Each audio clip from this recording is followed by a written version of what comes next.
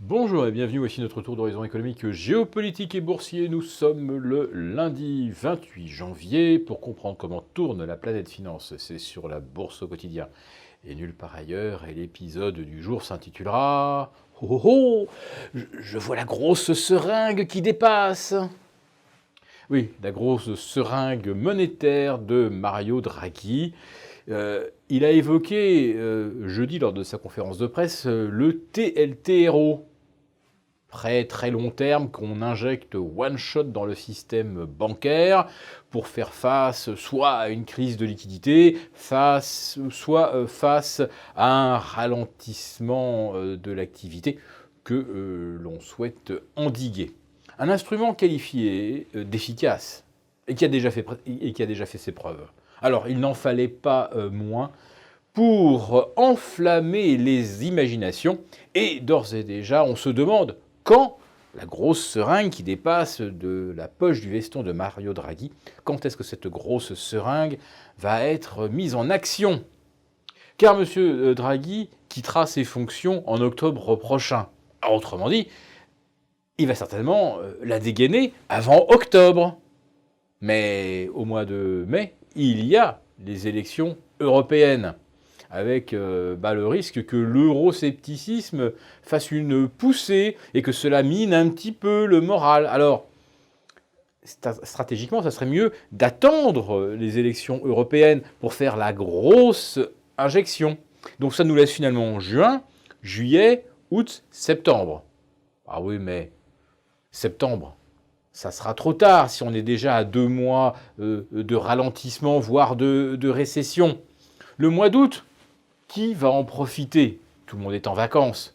Autrement dit, ça nous laisse juin ou juillet. Ah ah, d'ici 6 mois, la BCE pourrait avoir agi.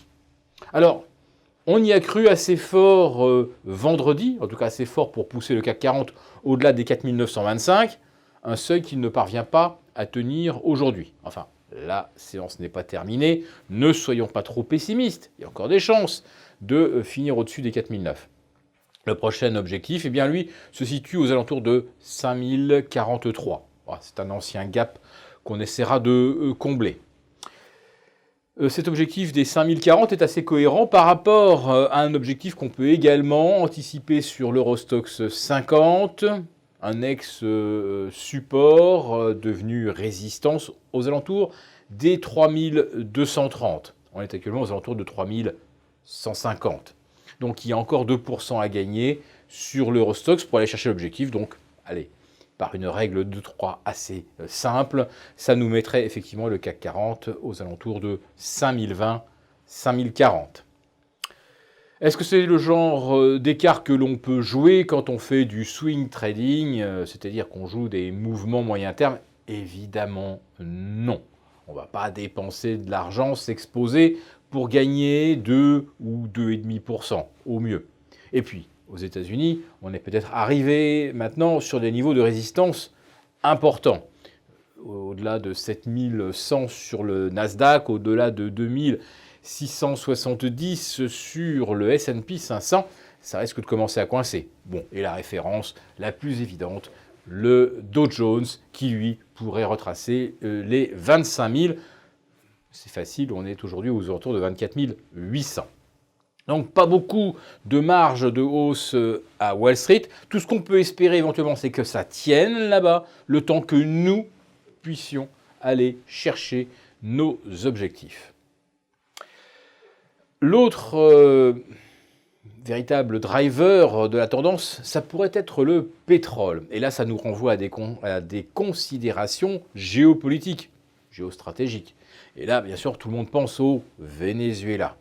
Venezuela en pleine insurrection, en plein imbroglio politique.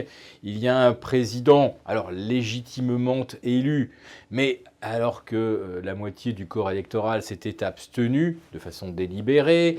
Le président de l'Assemblée se proclame président, est aussitôt reconnu par les États-Unis et dans le quart d'heure qui suit par toutes les chancelleries des pays d'Amérique du Sud qui sont favorables naturellement à Donald Trump.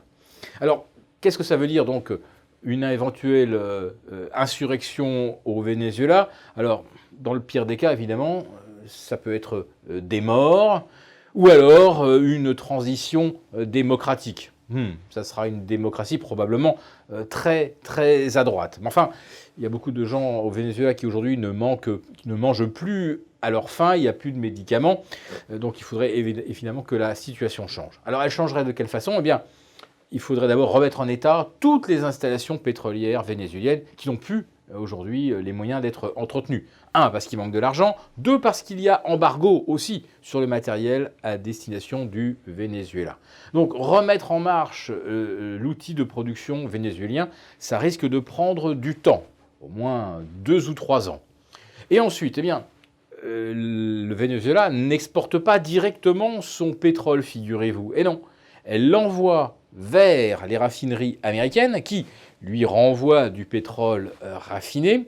Et ensuite, ce pétrole vénézuélien, eh bien, une fois raffiné, car c'est un pétrole lourd, ensuite il peut être réexporté. Autrement dit, le Venezuela est déjà l'otage presque à 99% des États-Unis en ce qui concerne ses exportations pétrolières. Donc, si jamais on remettait en marche l'outil pétrolier vénézuélien, c'est pas pour demain. Et la hausse des exportations vénézuéliennes, ça dépendra aussi de la construction de nouvelles raffineries. Car ce qui sortirait en plus des puits vénézuéliens, il faudrait trouver quelque part le moyen de les raffiner, soit aux États-Unis, soit sur le sol vénézuélien. Donc, dans un premier temps, un coup d'État au Venezuela ferait baisser le prix du pétrole. On va se dire, ah, il y aura abondance, mais attention, ça ne sera pas évidemment pour tout de suite. Alors, ce qui risque de miner en plus de ça le cours du pétrole, eh bien, ça serait que on observe un ralentissement mondial. Mais si Mario Draghi dégaine sa grosse seringue, alors là, on sera dans un autre raisonnement et l'anticipation d'un regain d'activité économique qui pourrait, cette fois-ci, soutenir les cours du pétrole.